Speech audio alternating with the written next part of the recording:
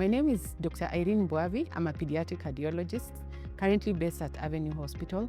I'm excited about the congenital heart disease interventional camp that we carried out here in our cath lab over a period of 2 days. We had 14 pediatric patients who we were able to do minimally invasive procedures on them. Congenital heart diseases are those diseases that a child is born with.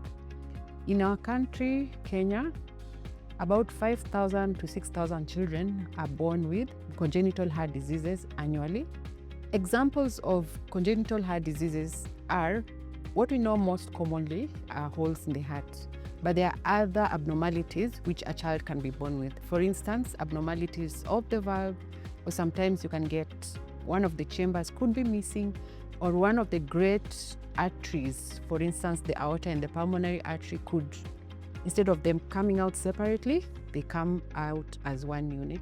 A child who has heart issues sometimes might present to you with absolutely no symptoms. But some of the very obvious things to look out for, and that would imply that the child probably has some heart problems. They might have recurrent respiratory tract issues. They could have difficulties in breathing or even fast breathing. They could also have what we call interrupted feeding episodes.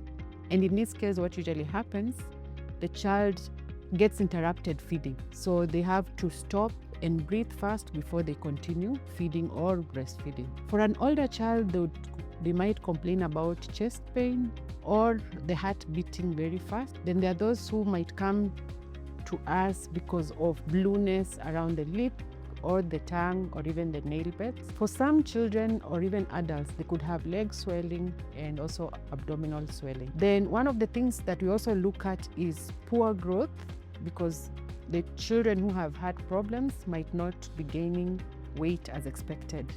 And also they get very easily tired because some of them are not able to walk much. They take a few steps, then they have to either squat or they just have to rest before they continue with their journey. There are very many possible causes for congenital heart diseases in children.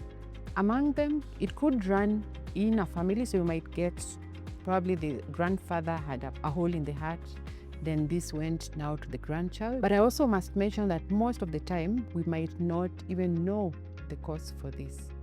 But among the causes that we can do something about, one of them is lack of micronutrients like folate can cause that.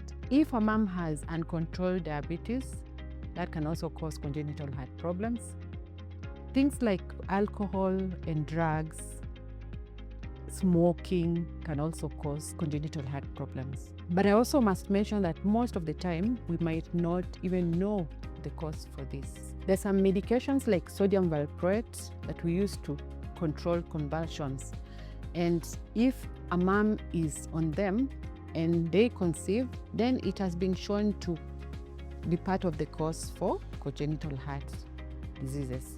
Then there's some genetic and chromosomal disorders. When a child has them, then we have to rule out heart problems. For instance, Down syndrome, Williams syndrome, and many other syndromes that are associated with congenital heart disease. A lot of heart problems we are able to treat with medications. However, for some of them, then we have to do surgery. And in this case, I'm referring to open heart surgery. But we're also able to close a few holes and do some other procedures in the minimally invasive way. And by that, I mean we are able to make a small incision around the growing area, and through it, we are able to pass a catheter and wire. And at the end of it, usually we have devices or balloons that are now able to help us to do whatever procedure that we need to do. So balloons can be used to dilate valves which are stenosed. Then the devices can be used to close holes in the heart. During this camp that has just been concluded, we were able to do the minimally invasive procedures to 19 patients. I'm just so happy about it because these are patients who would have undergone open heart surgeries. I would like to really emphasize to make an early diagnosis and get the children treated early enough, because from my experience, the outcomes are better when this is found out early and treated soonest possible. And I would like to urge all of us to be very supportive of those who have the heart problems, because at the end of the day, they are treatable, and children and even adults are able to live normal lives after intervention has been done. Diagnosis of congenital heart disease in children or in adults is not a death sentence.